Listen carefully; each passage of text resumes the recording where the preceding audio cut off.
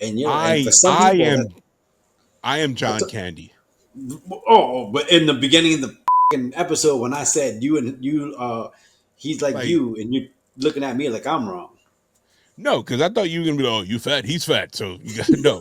I personally Yeah, we're just gonna start this shit live. That's why I said I'm mad that I liked it. Like I'm really pissed. he's fat, dude. Welcome to the latest episode of Sarat and Chris's Movie Therapy Podcast.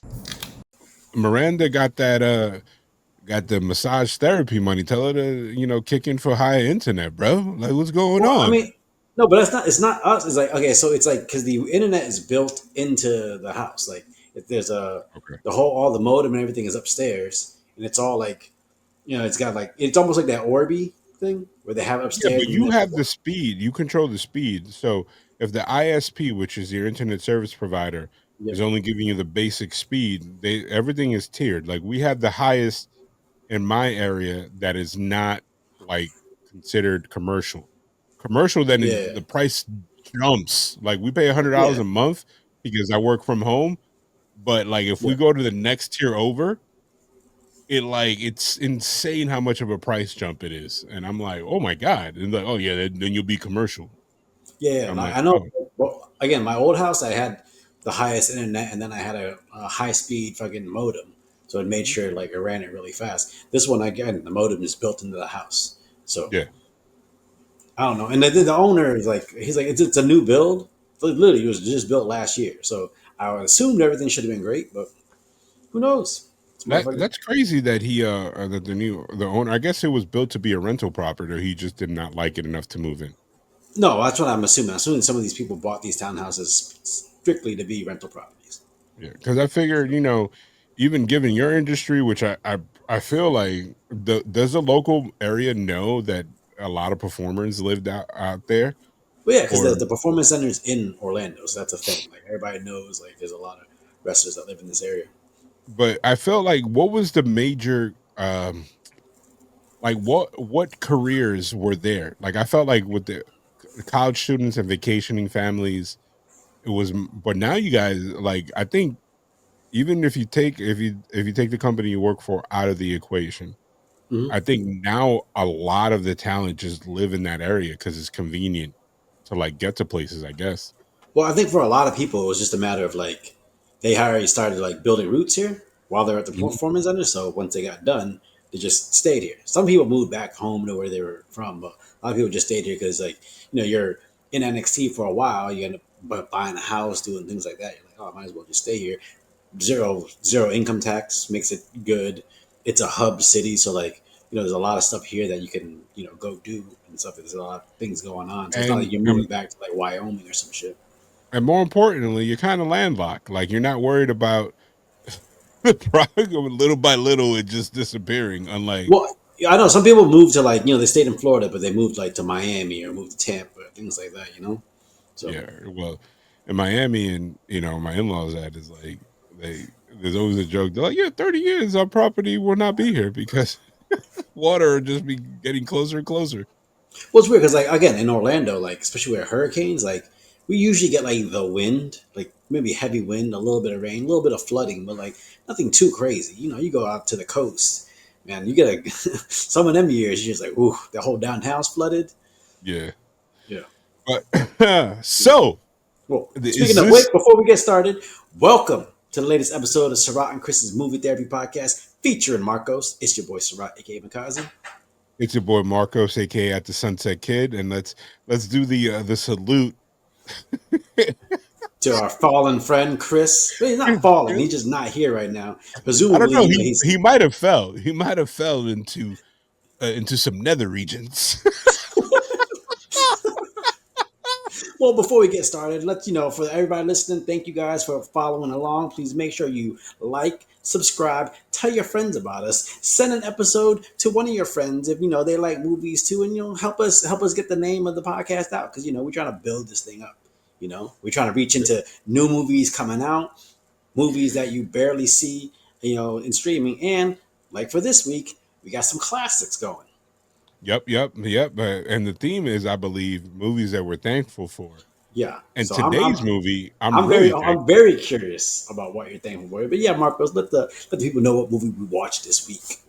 so the movie we watched this week is Planes, Trains, and Automobiles.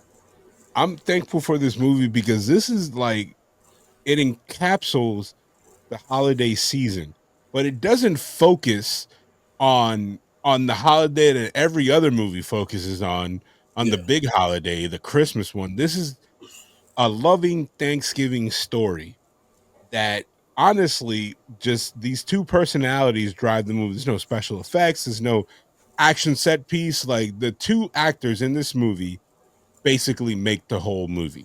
Yeah. Yeah. And you know, I'm gonna tell you, I'm one of the actors is very near and dear to my heart, and that's John Candy. He is Clearly. hilarious. Clearly. Yeah, yeah, Hila- sure. First of Sure. all, That's white you. first, yeah, hey, no, because I could grow a beard. He can't. His Oh little no. mustache, like from the moment I saw him with the little mustache, I was like, yo, like you know how you start laughing and they haven't done anything. It's Dude, it's he looked like like he in this movie. He looks like the grown up version of the kid from Bad Santa. I was just yeah. looking at him like, no, I mean, like, but you're right. This is like Thanksgiving is a holiday that isn't focused on that It's much, and like like, if it is focused on, it's like the awkwardness of the Thanksgiving holiday and family. Like this is like a buddy movie that's set in that holiday and the inconvenience of it. That literally is one day, but it's a massive clusterfuck to listen, travel in. listen. As someone who travels a lot, I understand that it was a clusterfuck. I also understand that this movie was very dramatized because they made that shit out to be like it was dire. Like, hey, if you don't But get back, this whole family's gonna fall apart. first of all, I didn't. I understand that he wanted to get back, but like, is it like it was a trope that I think we don't know about because in the '80s, like my father-in-law in the Mhm. '80s and '90s and 2000s used to travel for business like this. Yeah, So it's kind of like, yo, you have to be home. It's like you know, let's say years from now, you and then by the way, congratulations again, you and the missus yeah. and you're traveling, you know, there's an expectation that you be like, oh, I'm gonna take an extra day and just chill out. It's like, no, like, hey, you're done with work. Like, you got to commute back home. Like, you know what I mean? No, And I get it, but again, back in the day, like when I say over dramatized, when you're a kid and you think about, oh, you missed a flight, and to you to a kid, it feels like if you miss a flight, that's weeks. You're down for weeks. You're never gonna get back home. But yeah, again, as someone who travels a lot for work, man, that's 8 hours. I give you that. But this is in the '80s, dog. It's funny because every time I rewatch this movie in the beginning, first of all, the guy that plays his coworker, he's also, I believe, he's the dad of Ferris Bueller's Day Off. I don't know if you I think so. remember that. There was a lot of John Hughes people in this movie. Yeah, like he's Yeah, the dad of Ferris Bueller's Day Off. First of all, this is an excellent movie made by an excellent filmmaker. yeah, But he tells him like, "Hey man, why don't you just hang back? Let's go to dinner. Let's leave at 8." yeah. And he's like, "Nah." And then first of all, that's how. Can we talk about the fact that that stuff you could do in the '80s? He's like, "Nah, I'm just gonna call him and be like, yo, I'm gonna get on the next flight." And it's like, it's perfectly fine. Like, you know what I mean? They know, like, Yeah. no, sir, you can't. He's like, oh, okay, that's fine. No, but again, there's a lot of things in here. Like again, as a kid, if I was watching the movie as a kid, I would think that's how this stuff goes. You can just roll up and and be like, oh yeah, let me just change my flight to 8 o'clock. Okay, sure, sir, go ahead. Oh, let me just roll up to the gate, running to the gate at 6:58 for a 7 o'clock flight, and be like, oh yeah, I'll make it in time. I'm like, no, as an adult, I'm like that door closes 15 minutes before that. Yeah, But shit's gone already. first of all, as an adult, a lot of stuff that Steve Martin, which is the second person in the comedy duo in this movie, their chemistry is amazing. Yeah. Like, you know what I mean? And they didn't do a lot of movies together, but this one, they probably like, you know what? We knocked this out of the park. We're done here. Mhm. Like, you know what I mean? But Steve Like, Martin is jacked in this movie, bro. yeah, he is. He's There's young, that but the scene, thing is, he's always had white hair, so you can't tell. He's yeah, probably like in his late 30s, maybe early 40s, might be younger than that. bro. But When he was in that scene where he was like, getting undressed, like just getting ready to go to bed at night, and yeah, he's fucking flexing, I was like, Man, like I kind of hope I have a Steve Martin physique at some point. But it was funny because what I know you say is over dramatized or whatever, uh, It very clearly is, but go ahead. but I think I think as the audience, you're reacting to Steve like you are supposed to be in Steve Martin's shoes. Hmm. So he's like the high strung. Like I think the whole movie is told from his perspective. Yeah, Like he's tense, like even the pressure of him getting home, that's all self-inflicted. yeah. Because not one time, maybe in the beginning when the kid was like, "Oh, it's a flight delay," like his wife wasn't like, "What are you doing? You promised." Like she was very understanding. But as a child, I remember it like, "Oh, she was such an ass. Like he No, has no, to no, get no. home." Listen. I didn't register it as her being understanding. I registered her it as she was treating it like my husband ain't never gonna come home. He's gonna be gone for like the next year and a half. Because the way she reacted, she reacted like the dude went off to war. I was like, But why are you it's like? insane in the 80s though. It's insane that he worked in an ad agency that they have to like that he this project can put him in New York for a few weeks. Yeah, come That's on. Oh, listen. You could drive from New York to Chicago very easily. And again, as an adult, we know that. But bro, as a back in kid, those days, I feel like the cars still had chains in their tires. That was a massive snowstorm. yeah, And like there was a lot of shit that happened that I thought it was funny as hell. Like, how do yeah, you not notice this big ass dude load the trunk into the cab right behind you. right behind you? Like he's not a ninja, but Yeah, the favorite my favorite part of the movie happens within the first 20 minutes when he opens the door and John Candy's Dell, who's called Dell, he goes like, huh? And then he closes the door and the cab speeds off. Like dude. yo, his entire life jumped out of him. He opened that door, bro. Dude, of all the cameos in this movie, the Kevin one I was Bacon. surprised about. Yeah, I'm like, I expected him to all of a sudden, they would maybe run into him at some point during the movie. No, he was just in there for a little 30-second cameo. Like, Yo, I'm because about that to was get the this. power. That was the power of this script and John Hughes at the time. Like, I'm almost certain Kevin Bacon was like a couple years removed from Footloose, so he was a big name. And for him to come out and then like damn near break the fourth wall when he looked at him, like when they were like making eye contact about the cab, and then when he was leaving, he's like he didn't look at Steve Martin. He kind of like looked at the camera like Yeah, he's like, "Peace, this is my only scene. I'm out." listen, I don't even remember. Like, Kevin Bacon ain't famous to me off of Footloose. That man's Tremors all day. Oh my god. Yeah, This is like a like 3 years before Tremors because I believe Tremors was like 89, 90, and this movie was like in yeah, 87. yeah. I think it was probably he was just like on his way up with this one. Like, Yeah. you had Footloose, but he's still on his way up. So where you can do a cameo, and it's like, oh shit, how And about I'm that? very aware he did stuff before Tremors and after Footloose, but I can't remember. Yeah, There's a lot of movies that I can't remember. Like I have you know how long it takes me to convince people like in 1991 that Bruce Willis had a movie called Hudson Hawk? really? Oh yeah, the superhero No, or it's not even vigilante, yeah, vigilante. no, not even that. No, it was a movie. It was about a guy that stole from like museums. It Oh was yeah, him. yeah, yeah, yeah, It yeah, was him and something, and I think Danny Ayalo, and it was just like I saw a YouTube video on it. It was like such a passion project. Like it was, you yeah. know how like actors get obsessed, like I really want to get this movie made, and this shit made no I money at mean, all.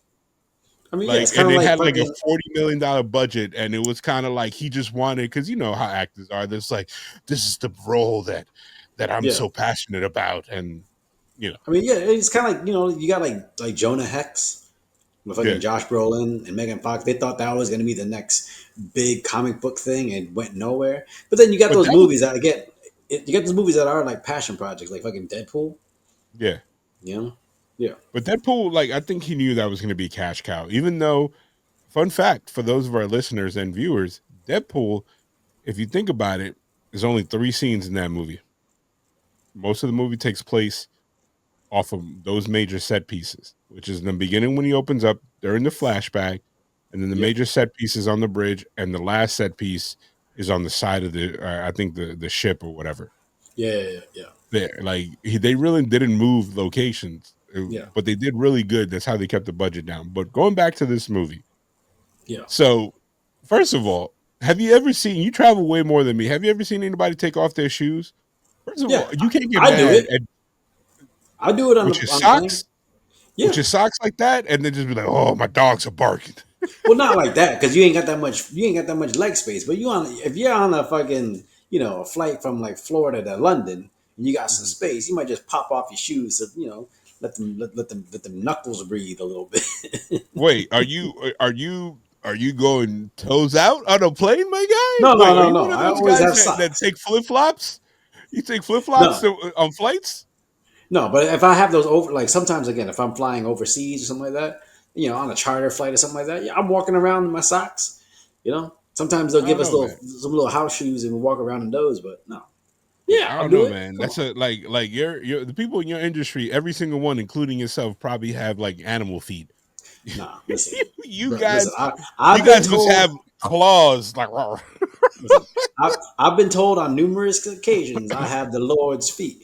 And when Chris listens back and he hears about this, he's gonna laugh because he knows what that's a reference to. I'll tell you that off camera. I'm just saying. I'm just saying. I hope it's nobody in the locker room like, hey, Sarat, like I really, man, you got some Listen, nice feet, dog. First of all, I don't know what you doing that requires your feet to be out backstage. now sometimes Like, you go to work in some sandals. That's it. on. I don't need some closed-toed shoes. Wait, hold on. In your profession, you're walking with needles and all this stuff that can fall on your foot, and you out there with sandals. You a brave man, dog. No, first of all, I got Knock on short wood. hands. I have short Oh, hands. I ain't dropping needles like that.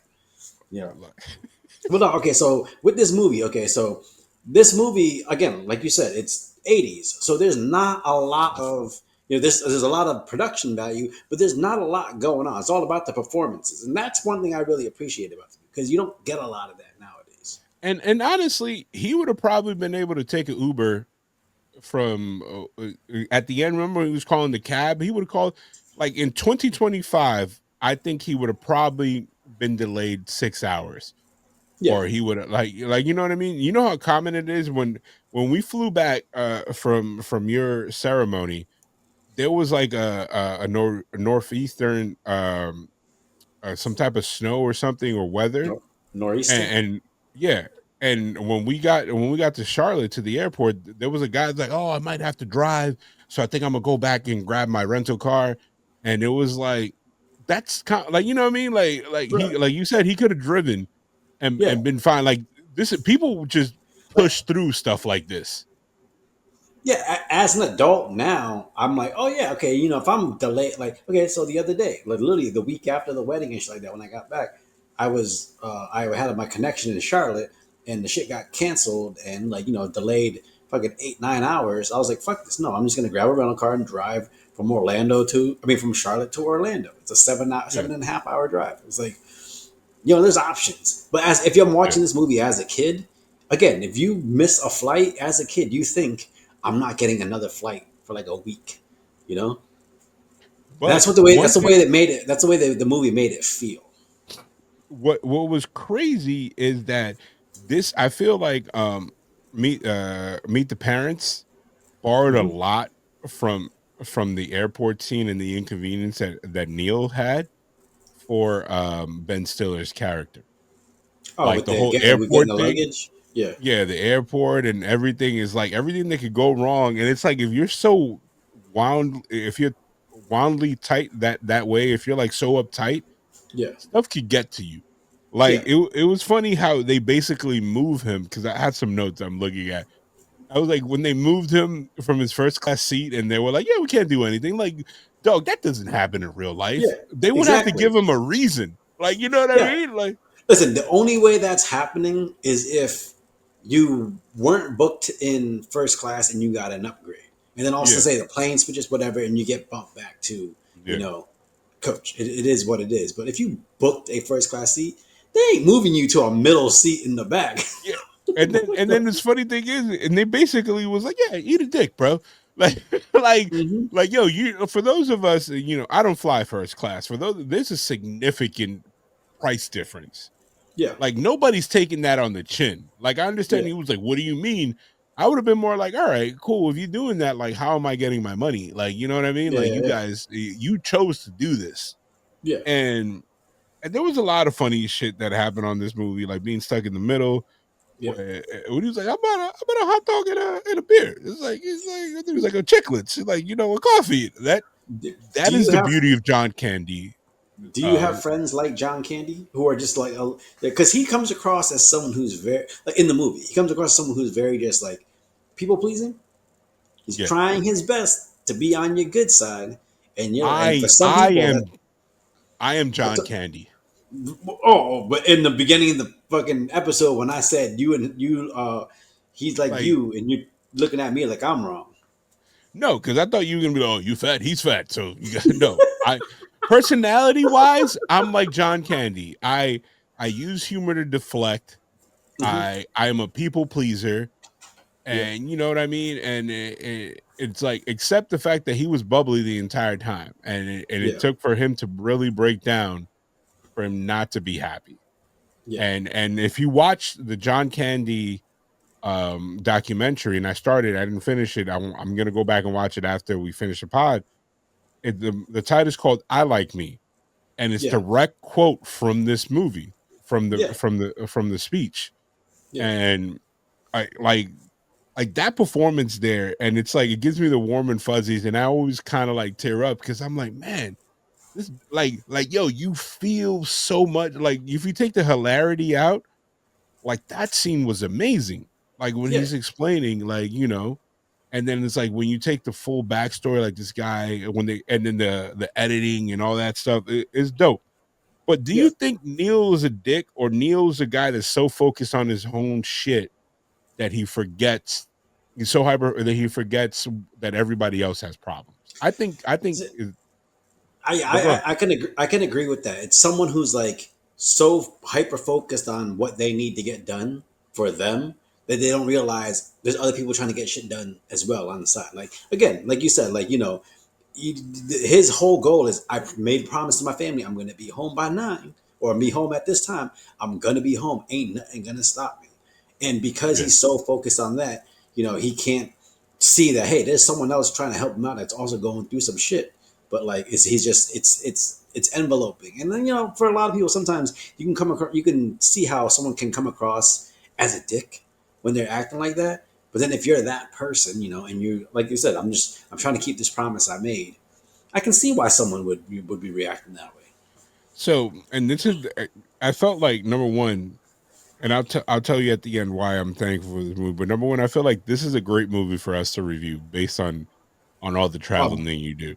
Forget the So traveling I do. No. It's a great movie for us to review because I done stayed in the hotel room with you, bro. And yeah. listen, there's a scene in this movie where my man's trying to clear his sinuses, where I was like, he just needs Marcos's CPAP. Yay. Hey, you know what? I'm a proud CPAP user for those of you. And now we're getting love. I don't know if you've seen I think they call it OBS, the obstructed thing. It's now before trailers now in the movie theaters. Like I don't know if you've seen that commercial where it's those like random big people and they're like, "Do you have obstructed sleep?" And then like they don't even call it sleep apnea no more. It's like something fancy, obstructive breathing sleep or Yeah, whatever. It's like you should get. It's basically like we're seen. Come on, everybody use a CPAP. I didn't know what a CPAP was until somebody was like, "Hey, man, you need one." I was like, "What?" And then yeah. I Listen, recommend that to anybody. I am one of 3 people on this pod who doesn't need a CPAP. So clearly, if a war breaks out tomorrow, I'm outnumbered.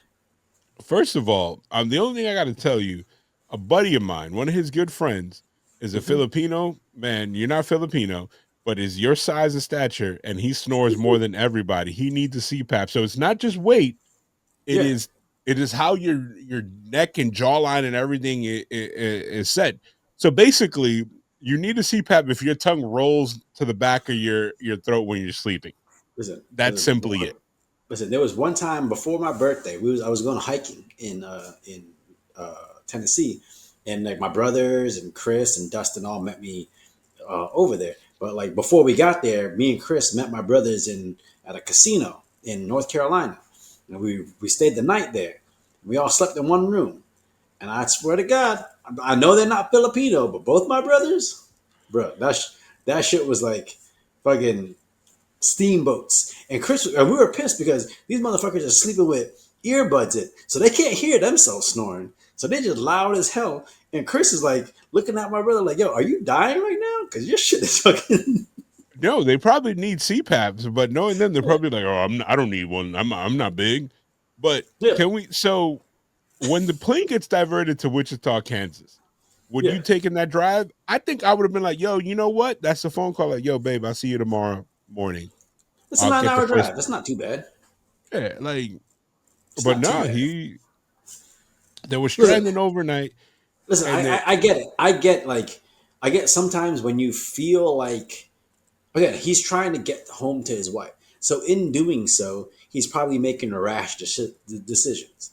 Like if he sat back and thought about it, there's probably other different options. But he's so wound up that he's just trying to like do whatever he can to get there. You ever been in one of those situations where like because you're so hyper focused on something, you start making decisions for that thing, and you step back, you be like, oh, I probably could have did something differently. It probably would have turned out a lot easier. 100%. I have a perfect story that applies to this. Go ahead, go ahead. Mania in Philly, Okay. night two.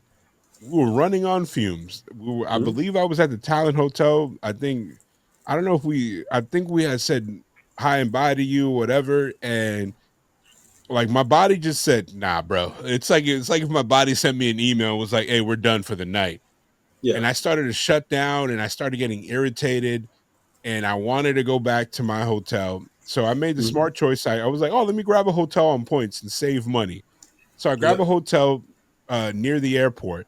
We were at the your Talent Hotel until 1, and then I drove to the airport. It was 20 Was that the minutes night we away. were? Was that the night we were at the bar, like the restaurant, drinking? I don't know. I can't even remember that day. All I remember was the anger that I had. I got to the hotel Mm-hmm. and some very untrained woman said said we're not checking in anybody because for those of you that don't know, for listeners that don't know, when a hotel in the middle of the night they do a night audit, which basically they close down the hotel for business, Mm-hmm. reconcile everything, and then reopen it for the next day. I used to be a night auditor way Yeah. back when because my actual degree is in accounting. So I know how the system works. I was like, the person could just, because they already checked you and they could just give you a key and be like, we'll handle this in the morning. Yeah. No, she said, I'm not checking anybody in. And it's 1:30. I'm exhausted. I have my truck packed. Yep. And I'm like, yo, I just need 6 hours of sleep so I could get home. And what Yeah. I did, and then it was funny because I left a pair of sneakers in Raheem's room, who Mm-hmm. was on the opposite side of the Talent Hotel. Like it's like 20 minutes to your hotel and then 20 minutes to their hotel. So it's a total 40-minute drive. And he's getting on a flight in the morning. Everybody, you know Mm-hmm. how it is, just like the Talent, Yeah. everybody's going 7 different directions. And it was a pair of nice sneakers that I love. And I was like, hey man, like, and he's like, man, and like I was trying to figure it out in my head. I couldn't play it. I was like, hey, are you guys back at the hotel? I was like, yeah. I was like, so I drove to their hotel, angry. Yeah. And they were like, yo, what you gonna do? One of our homeboys had a double with an extra bed. But at that time, like I've only met him a couple times. I'm real close to him now.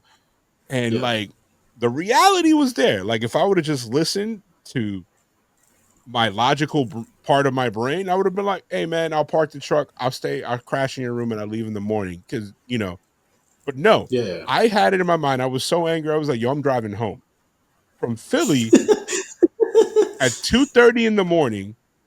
I'm tired, drank all day. I wasn't drunk, but I was exhausted. When I say exhausted, and Yeah. you've driven late at night, when you're exhausted and you have like an Mm-hmm. almost a 2-hour drive ahead of you, is the worst Yeah. thing in the world.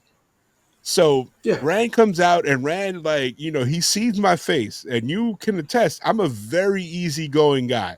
But when Yeah. I'm not, when I'm upset, and I want to go, you can't tell me nothing. Like I will go into a storm. And so he brought down my sneakers and was like, come on, man, just crash. It was like, you sleep on the floor, like we'll figure something. I was like, nah. And I got in and I drove like, have you ever seen Drive Angry or Nicolas Cage? That was me driving back home. Yeah. And I got home and I swear to God, that the next day I was so angry, and then I was even angrier because I was like, if I would have just taken a minute, reset, Yeah. and actually handle it logically instead of just like hyper focus, or just I just want to go home. And Yeah. to this day, like it's been like I feel like WrestleMania 50 has been like 2 years now, or three, almost three. And that's the point where everybody's like, "Oh, Marcos is." I've never seen Marco upset, and they're like, "You was not there in Philly." Marcos Yeah. is gonna Yeah. tear somebody's head I off. listen. When I was on the Indies, I remember doing a show in somewhere in New Hampshire. And again, you go, you wrestle. It's you get out of there 11:30, 12 o'clock at night. It's snowing.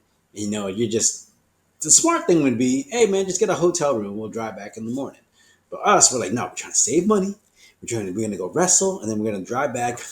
I'm driving. I'm like, hey guys, just you guys are the navigators. It was me, Smart Mark, and one I think Evil Nick, one of the guys, maybe Antonio Thomas or something like that. Mhm. And we're driving back, and I'm like, hey, just you guys are the navigators, and just your job is just to help keep me awake. So we're driving back, and within 10 minutes, these motherfuckers fall asleep. So I'm like, it's like a 3.5 hour drive, tired from wrestling. I was work. I think I'm pretty sure I was at like I worked third shift at the time, so I'm pretty sure I was like tired because I didn't get much sleep. I'm driving back. At one point, I fall asleep at the wheel. I don't know Bro, how long. Yo, listen, I don't know how long I was asleep at the wheel for, but my ass opened my eyes. This car was taking an exit, and we were already about half mile down the exit, and the thing was turning, and the car was turning with the car. So I was literally on autopilot. I was like, oh shit, bro. Ever since then, I was like, come on, man, you just think about it. Think about what you're about to do before you fucking do this shit. You're gonna get killed. bro, like I remember that day clearly because I went to something and I ran into like the promo uh contact or press contract contact for Zoa, Yep. and they gave me 2 cases of Zoa that I had in the truck. And whoever was like, "Oh man," I was like, "Yeah, here's a Zoa, bro." I drank 4 of them on the drive home, and like I was damn near throwing up. And you know how like you roll down the windows, and it Mm-hmm. was cold in Philly. I rolled down the windows, had Mm-hmm. the music cranking, and like there was a like I at a certain point I was like, man, I got into the closest rest stop to my house, and I was like, I gotta sleep at least an hour. I was like, screw this. Yeah. And I've never slept in my truck. Yeah. So I didn't realize that the F-150s that we Yeah. have that motion sensor alarm. So I Mm-hmm. literally fell asleep, and then the car. I was like, "Oh my god!" I remember I walked in because in the rest stop, you know how they have the 24-hour or whatever gas station store. I walked in, literally splashed myself with cold water, and bought a cold thing of water, and I just pushed through. And I shit you not, the next day, like you know how you wake up, I don't remember how I came Yeah. in. I Mm-hmm. unloaded my truck. Lily, my wife was like, "Yo, your bags were in the living room on the side. You locked the door. You like I apparently I just undressed like Bruce Almighty. It just because everything, including my socks, was just at the bottom of the steps, Yeah. and she was like, I woke up because our bed, I have one of those very nice expensive beds that you can't feel Mm-hmm. people getting in and out. She Yeah. woke up and was like, what the fuck? And then she went to wake me, and all I said was like, leave me the fuck alone. And I went to because mind you, when she woke up, I had just gotten in like an hour earlier. And then my Yeah. body was just like, Like, I'm nah, done. just yeah, just don't Like, touch me. yeah, like Yeah. I was. She was like, "You didn't open your eyes." You were like, "Man, just leave me." And I was like, "I do not remember that. Yeah. Not remember." Like Okay. the next. Oh, Yeah. go ahead. Okay. No, I was gonna say. Okay. So getting back to the movie. So this comedy does something that I feel like they don't do in a lot of comedies nowadays, and that's they like it stays within the story. All the comedy, everything that comes is within the actual story. It's all within character. Nowadays, you watch a movie, they kind of like break off or break character, do stuff just to get a joke off. Mhm. Why is that? Is it because we as people just have like a shorter attention span, or A they hundred are trying to percent. be too cliche or clever or something? What? It's a social media era. Like you know, we have wives of the same hue. Yeah. Like I could be, I Why could you be in the say it mood. like that? I could be in the Why you say movies. I it could like be in the movies.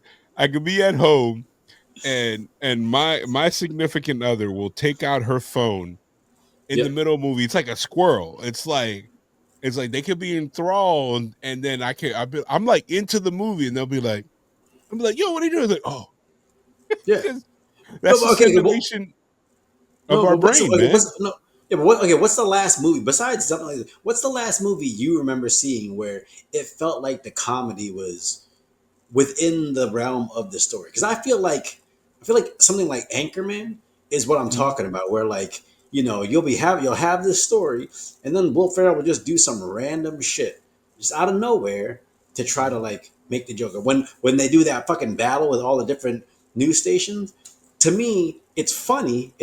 It's a nice cameo to see all these different news anchors coming, Yep. but to me it was very like random and just something in there that was just tossed in to be funny.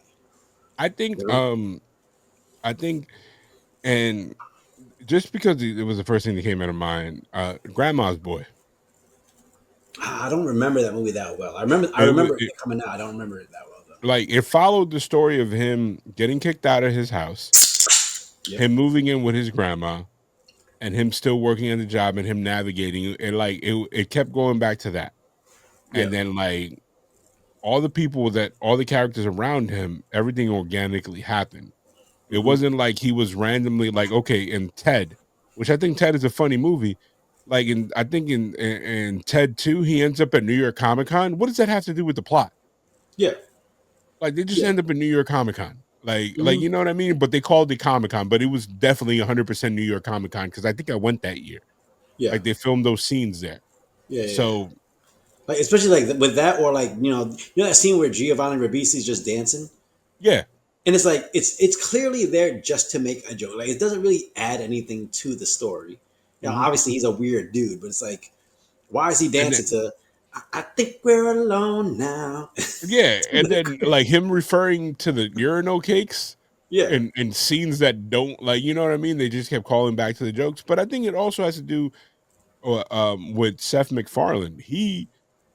He developed a comedy that I love, which is like when you say a reference and then all of a sudden, you know how your mind starts thinking about the reference. Hmm. Like you remember when we were just talking about Ted, and you Yeah. immediately started thinking about that scene in Ted. Yeah. Yeah. Yeah. In the Seth MacFarlane world of comedy, he'll like go to cut to that scene. You know what I Yeah. mean? So it's like I think it's meant to captivate your attention, Yeah. or at the very least, you're able to like if you tone out, you're able to drop back in because you know what's happening. You haven't Yeah. really missed much. Yeah, but But also I think because of that, I think you lose a lot of plot, or the plot for a movie becomes kind of a little more shallow or not as developed because you're spending so much time jumping out of the plot in order to make a joke. And the thing is, you'll okay. So say for instance, in Family Guy, they'll make like a Star Wars joke. So then they'll cut to a Star Wars scene, but it's not an actual scene from Star Wars. It's the characters doing something completely out of character just within that mhm, setting. And I'm like, there's other yeah, movies where I feel like they do that better, where they keep with the plot of the movie, kind of like you said, like Meet the Parents or Dumb and Dumber, where all the yep, jokes are within the realm of the story. yeah. You know, It's not they're not veering off. Now, so one of the interesting would you spend the night with that guy? I feel like I Like they have. just met. They just met. I feel like I have. Pull Not out a me. CPAP machine. Like we know each other. We're not Yeah. strangers. Like you know what I mean? Like I Yeah. guess you as an indie wrestler, like if you worked a show with a guy or you just rent and then it's like, hey, circumstances, we're gonna, you know, Right. Yeah. They just booked two wrestlers in the same hotel. It's yeah. like, oh, I don't know. I feel like in that circumstance, I feel like he was again, he was so hyper focused on getting home that he was just kind of making choices that maybe not weren't the best for him. I feel like I would have tried to stay with him until he started doing that whole fucking clearing his throat out. Because I'm like, bro, you gotta at least give me the heads up. Hey man, I gotta clear my throat out before otherwise I can't sleep, bro. You don't just start doing it while motherfucker goes to bed. Come on, that's just But inconsiderate. first of all, his his trunk. Ever since I saw this movie as a little kid, I was like, I want some shit like that. Like he had liquor in there, he had snacks, Got a he had fucking pillow. yeah, and so do you think Dell is a bad character when he knew that the credit cards were mixed up and he's like, fuck it, like he rented that a car. Like first of with all, the other man's credit card. yeah, He but was, I didn't you think he didn't give was me your broke. address. He's like, you didn't give me your address. I was gonna mail it back. It's like what? Do you think Dell's character was broke? I just thought that, back then when you're not cash heavy, you're like kind of broke in the 80s. Well, it's weird. I feel like I don't think he was broke. I just think it was more of like a he seemed like a guy who just takes advantage of the circumstances. Like Mhm. again, like he said to him, he goes, I even got you a room to sleep in. I even let you pay for it so you didn't feel like a freeloader. I'm like, bro, that you're the freeloader. He only paid for the taxi ride and the hotel. What are you talking about? Yeah. So But I just I feel like he's a guy that like kind of takes advantage of the situation, but he means but well. but he hustled them like wasn't there at a certain point he sold the watch, or like he was, or the bathroom fixtures, like I feel like I Yeah, remember that. he was selling the rings, the bathroom rings, to try to get money to make them money so they could try to get somewhere. So like, Yeah. he hustles, and that's his nature. He's a salesman. But I mean, like at some point, I'm sure you. Okay, if you're staying with someone, you saw the condition he left that bathroom in. That's just inconsiderate when you're staying with Yeah. someone else. My man had his underwear in the sink, But used up all the towels. you got to think about it. This guy has been alone, as revealed later on, for so many years. Yeah. So he's kind of like just out there, like, Okay, I and get that. I get that. But he was also married at some point. So he's got to have some kind of manners, right? maybe his wife put up with him. She was a saint. He described her as a saint, man. Yeah. I'm just saying that So if you stay with someone and they clearly are acting as if you don't factor into the comfort of this scenario, mm, what would you do? I don't know, man. Like I feel like I'm the type of person. Like I tell this to my wife all the time. My number one belief is it is what it is. Okay. Like and by mean by that is like I learned how to adapt.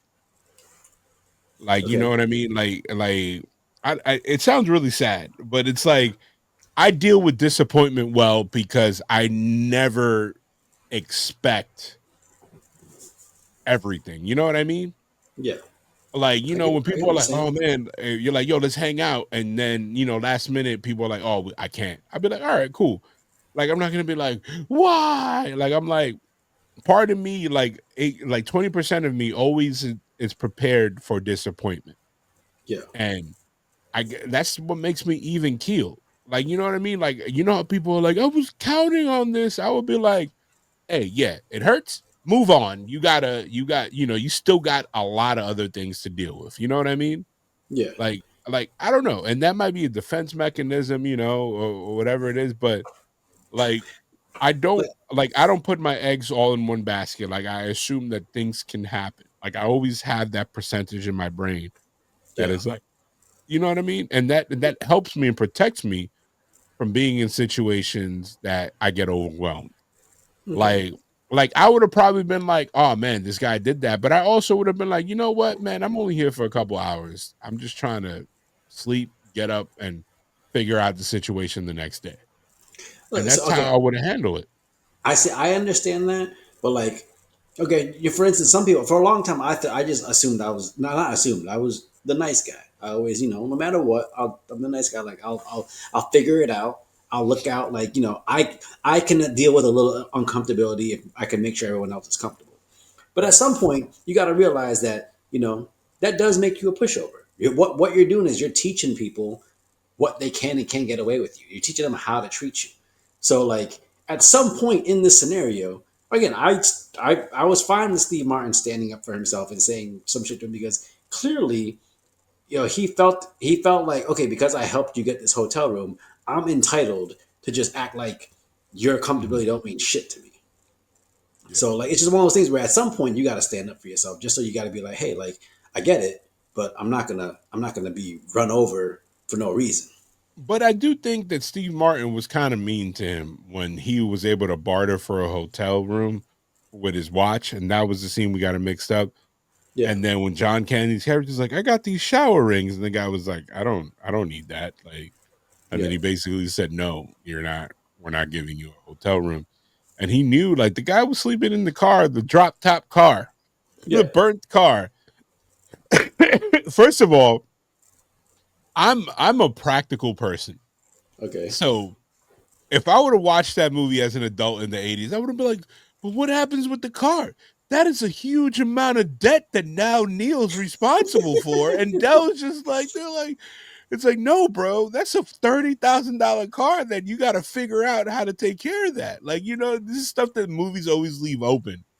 Like, Yeah. you know what I mean? Like I get it, but like, I'm a weirdo that thinks about shit.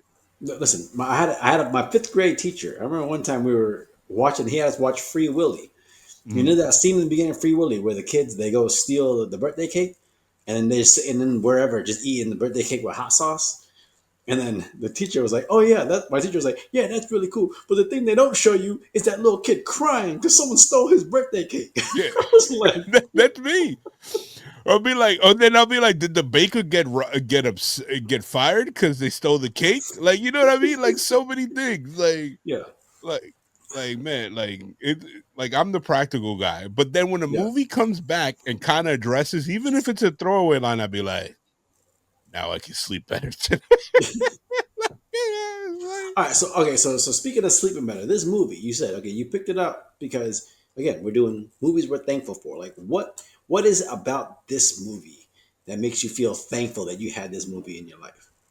It just like I've never every single time that I've watched this movie, I've always been in a great place. And I remember watching this movie with my family, and I felt like when I was like the first time I saw it, I remember we like kind of rented it at Blockbuster, like Hmm. in the early and like when it was first available. Yeah, And like I remember like even and my mom English was her second language. She didn't really speak it that much well. She understood it well, but she understood the jokes yeah, because John Candy was such an emotional like actor and emotive. And then Steve Martin just kind of like his facial expression. She understood what was going on, and she found it funny and entertaining. And it's like I remember all of us just sitting there and watching this, and it was like we saw it around the time that it was meant to. It was like New York winter, and it's like this to me embodies the spirit of a holiday season movie yeah, because it's like it's no like, oh, I want to buy this. It's like, no, both of these guys are just looking for a place to belong on yeah, a day that you're supposed to be thankful for. And then yeah, it always get me. And even as a child, I understood that this man is very sad and lonely, yeah. that he's not going to get a happy ending. Like he was going to Chicago, right, the entire time. Like, let's say if that flight would have landed, he would have just not been able to do it. He would have just been in a hotel or like, like he said his daughter doesn't talk to him or something, or he doesn't have a I think kid. so. I forget. Like he would have just been on the train. He would have been there a day earlier, just riding the train, just like Yeah, you know what I mean? And like the hyper cuts of him explaining his situation and the speech was phenomenal when he was like, I like me, people like me. Like that is great writing to me, yeah. at least, and like, it stayed with me. And like the way the movie's edited when he's like on the train, Steve Martin, and he's like smiling, he's thinking about I see the finish line and he's imagined how happy his family is to see him. He imagines the fixings on the bed on the table. Like it's like it gives you like this it's like a hug, a warm hug in movie form. Like Yeah, this movie has no malice behind it. It gives you funny movie. It's one of the rare wholesome movies. Like I yeah, think it's like I know John Hughes is more known for um what's it called for Home Alone. But yeah, even Home Alone is less innocent than this movie. yeah, Like Home Alone, you got criminals like Kevin could be killed. Like you know what I mean? nobody was dying in The this criminals could movie. have got killed. Criminals could Yeah, have got killed at some point. The motherfucker but slid like down if the you fucking basement steps. yeah, but like in another movie, if they would have just shifted some scenes, it could have been like a horror movie, like Kevin trying to Yeah, survive these people breaking in. Like outside of him doing the credit card theft, this wasn't something that it was like an actual holiday movie.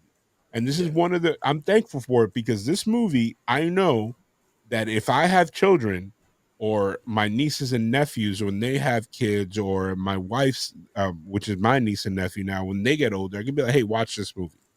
yeah. Like it won't So be you, nope. so is this a movie that like again when you grandpa fucking Marcos and the kids are around, you can be like, hey, like Christmas comes around or Thanksgiving comes around, like, hey, put this on. I want to watch this with the grandkids. Like Yeah, this is my tradition yeah, every year. yeah. And it's one of those things that it doesn't it's timeless. It's very Yeah, rare there's certain movies that are timeless.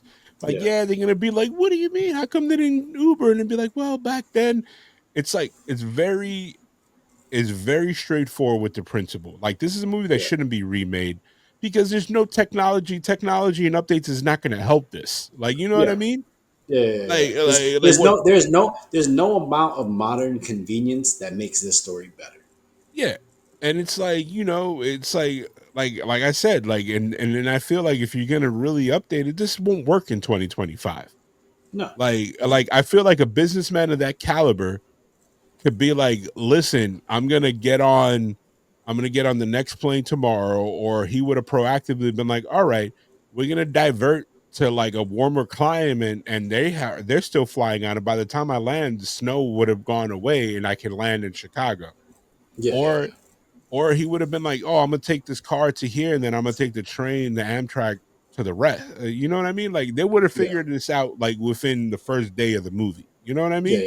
yeah, yeah, yeah, yeah. Again, Like and nowadays there's so much access to information, like, and the ease of accomplishing things. Like a movie like this, just I don't think it could work in 2025 because there's so many avenues even to remedy the situation.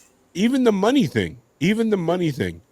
He Yeah, could have been. He could have just texted his wife like, "Hey, I can't find my wallet," or he would have had Venmo or a digital credit card. yeah, He yeah, would have been like, "Oh, I can't find my wallet. You know what? Here, I'll tap and pay for this room." yeah, yeah, yeah. You So know what I so mean? so you're saying so you're just basically saying a movie like this just can't be made in 2025 Yeah, or can't be because made well. Yeah, I mean, you can't. You would have to suspend belief a lot, yeah, and I know that. or set it back in the day. Yeah, maybe set it So back in the day, but then it's like, why? If the first movie's already set back in the day, then you're yeah, just rehashing the story exactly the same way. yeah, yeah, yeah. I don't know. Like One of my favorite moments of this movie, and you brought it up a little bit, is that scene at the end of the movie where Steve Martin's riding on the train. And he's like, yeah, he's almost home. He's thinking about his family, his wife. He's thinking about the smile she's gonna have on her face, the kids. Then he starts thinking about his moments with John Candy, and like the stuff that happened during the trip, and he's laughing.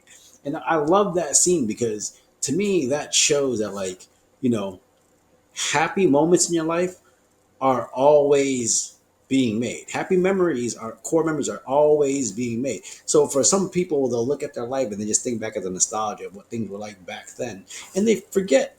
There's been these happy moments that happened in their life recently, and maybe they weren't happy at the moment. Maybe that time when you're okay. There was one time a couple years ago when I was separated. I was trying to figure out my life, trying to figure out what to do. I went to go see this play in downtown Orlando, and while I went over there, it was fucking downpouring. It's outside. The play is downpouring, and there was a delay, and I just sat outside in the rain with a hoodie on, just waiting for this play to fucking start. Miserable. But yeah, when I think back, it was one of the fucking best nights because I was just out there like, waiting for chilling. this rain to stop to wait for this play. And after the play happened and it was awesome, I was like, that was actually a really fun night. You I know? think I think the crazy thing is about our species as human beings is that when we're in the middle of a moment, we always think it's the worst moment ever. And then Yeah. once we're removed from it, we realize it wasn't that bad. Yeah. Like you know what I mean? Because like things can always get worse.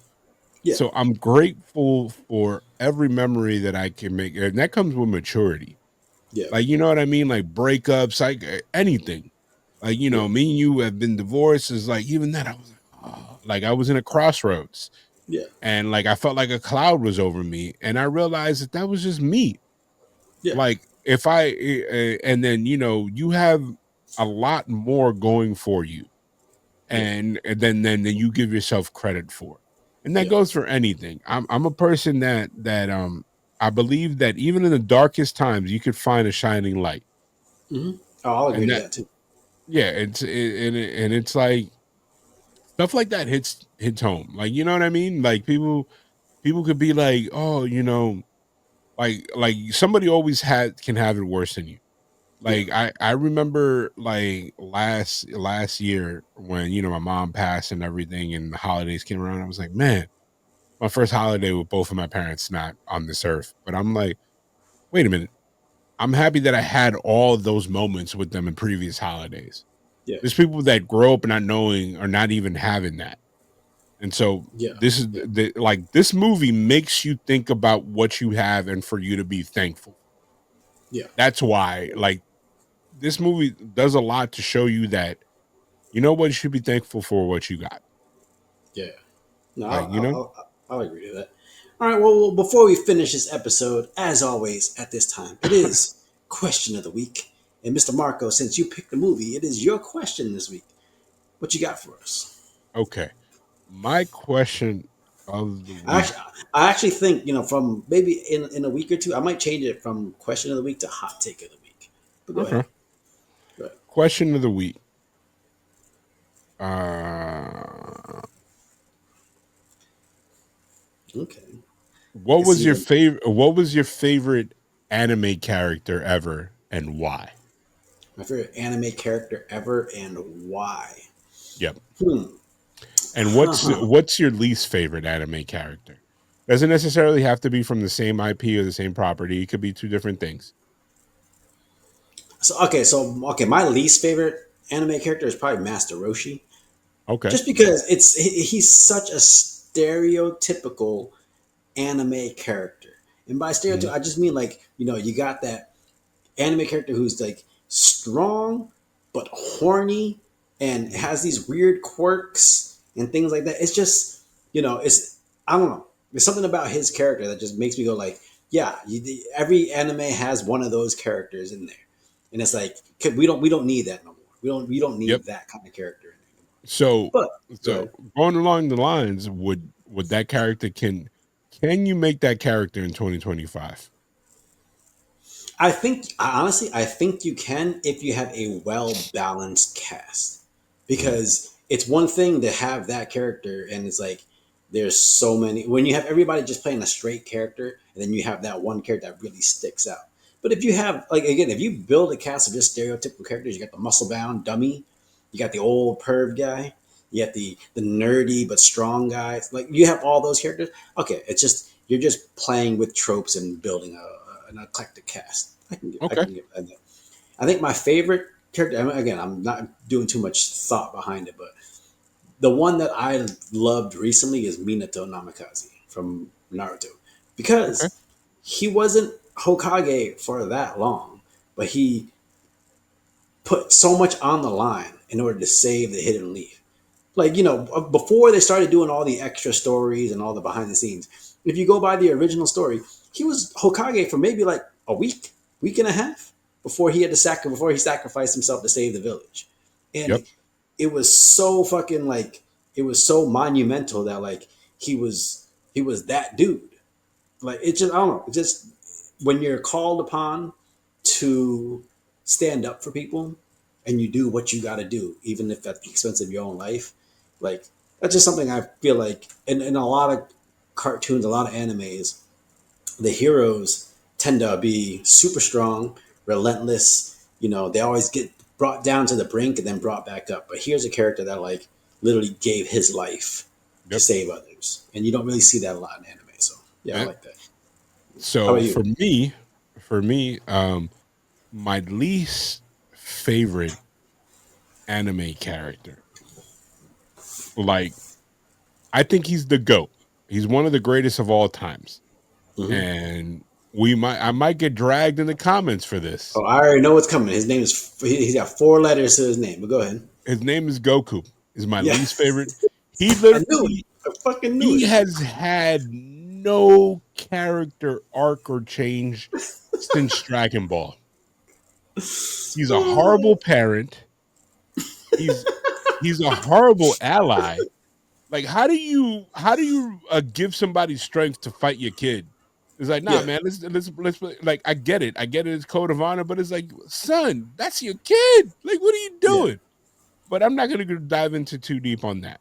But this yeah. is gonna be a I hill actually have. that I actually have something to add to that, but we can go into it after. But go ahead. I'm gonna die on this hill. And people they might think this might be the first hot take. I think Luffy is the greatest, my favorite character in anime history. I am a late adopter of One Piece. Naruto is close 1B, 1A, like right there. Yeah, But sitting there and catching up and watching over 1,000 episodes and watching the movies, because I don't just watch it, I watch the movies. A lot of people don't yeah, watch the movies. I yeah, watch yeah, them. And like Luffy, like the Luffy that you start off the story with, he's changed, but he yeah, hasn't changed. His personality hasn't changed in terms of like who he is at his core.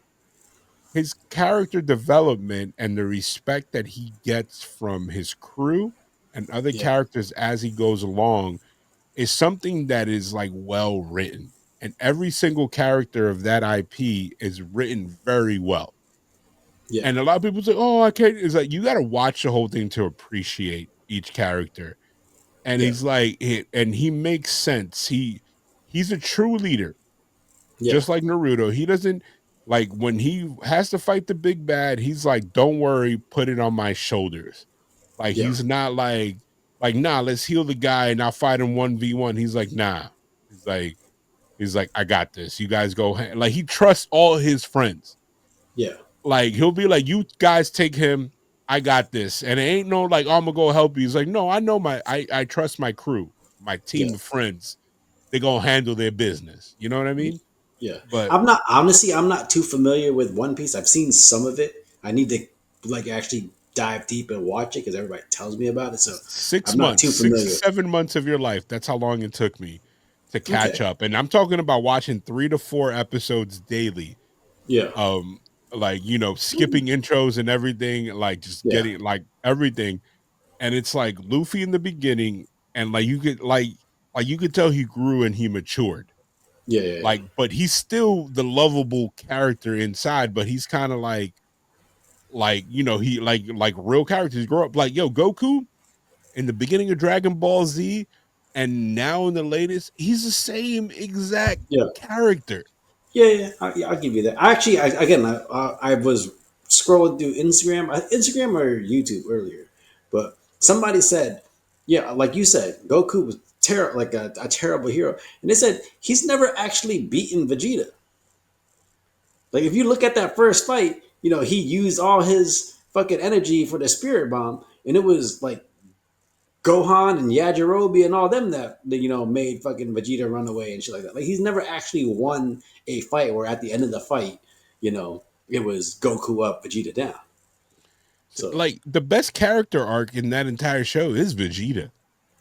no, no, yeah, I'll agree to that. That's why people Like love him so much. yeah, and You it's know? not like, oh, you just like cause no, he like literally like throughout the entire show, he's like, man, I'm wrong. My Yeah, principles, well, my beliefs at this point were incorrect. Let me look internally and become a different person. He's a yeah, dad, a devoted husband, and man, like I agree with him. Nobody can touch my like my wife is my Bulma. Like not like yeah, when he's like Bulma, he like transforms. That's me, dog. Like, yeah.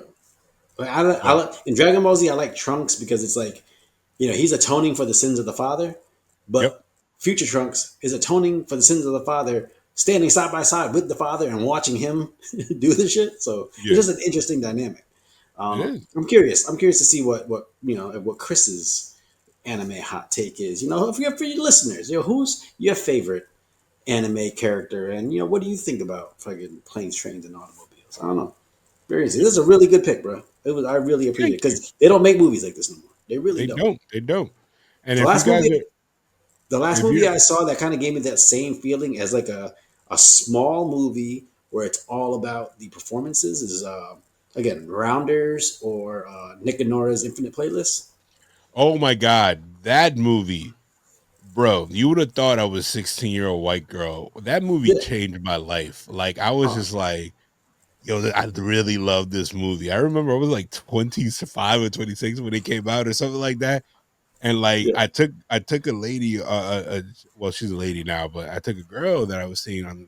It's like, yo, this movie's great, yeah. and It's it's and just like, good. first of all, I get like you, I shouldn't be able to like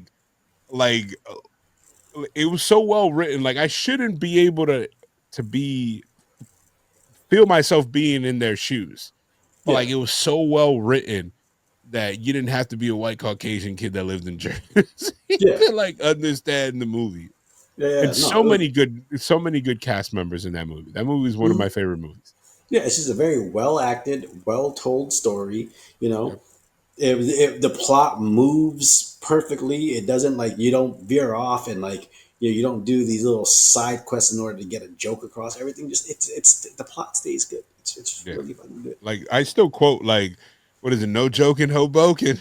Stupid shit. Like, yo, I love Kat Dennings, and not for the obvious reason that pervos love her. I just think that was probably one of her best roles, and I liked her in what is it, Two Broke Girls because of it. Yeah, I was just like, oh, okay, I rock with her. Good. I was a Kat Dennings fan since 30 the what 40-year-old virgin. Yeah, She sounds like yeah. a tea kettle. Yeah, bro, that entire movie, like even when they were in the 40-year-old virgin, when they were in the doctor's office, it was Yeah. like, what, you Jufro? I like literally, it's one of the it's hilarious. Yeah. Well, anyways, all right. So Chris is gonna attach whatever he thought of this movie to the end of this pod. But yeah, He's yeah. probably gonna be For mad sweaty. yeah, I Like, think he's hey actually man, gonna, I think he's actually gonna be upset that he didn't get to talk about the movie with us because he sounded like he had some thoughts about this movie. That hey, it is what it you know is. what?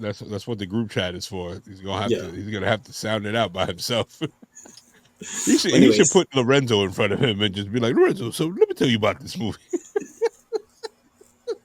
all right. That's the latest episode of Srot and Chris's Movie Therapy Podcast featuring Marcos. It's your boy Srot, aka Makazi. I'm leaving that in. It's your boy Marcos. Okay, I just say, kid. Everybody have a good day. Later, y'all. What up, world? SC Movie Therapy. It's your boy Chris Brown, aka Red 4 Delta.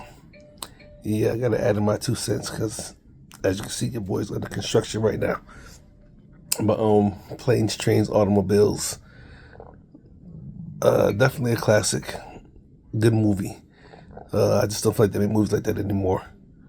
Some parts, were funny. I do have a question about, when he goes back to get John Candy's character on that train in Chicago. I lived in Chicago. Them trains don't turn around that quickly. I'll tell you that right now. So he had to be sitting there for a while. But I did think it was a good movie. I did like it. It was good. It was cool to see Steve Martin in his beginning stages, and the whole segment when he's in the airport trying to get the rental car, and it took a whole 2 minutes of dropping the F word back to back to back.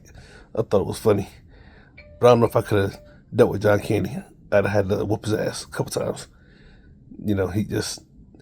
He's like that stupid little brother. So he get you in trouble and out of trouble at the same time, all day, every day, and you're constantly getting your butt whooped by your parents for the shit he's doing. That's what it seemed like. But thought it was a good movie. It's almost like how me and Sarad are. I stay doing dumb shit. He stayed bailing me out. But that's how it goes. So yeah, I guess that's my 2 cents for the movie. I'm not gonna keep it going. Like I said, I'm under construction over here, so I don't really want to put too much of my personal business out there. Just getting some enhancements done. I'll let y'all. I'm a warrior.